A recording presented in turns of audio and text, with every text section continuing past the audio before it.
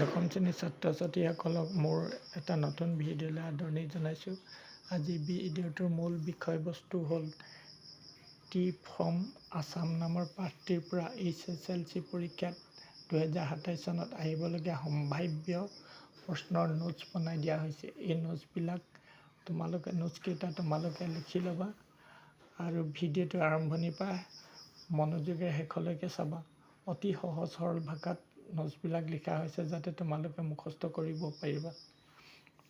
ভিডিঅ'টো ভাল লাগিলে লাইক কমেণ্ট শ্বেয়াৰ কৰিবা আৰু এনেকুৱা ধৰণৰ MCQ পাবৰ কাৰণে ভিডিঅ'টো পেজটো ফ'ল' কৰি ল'বা।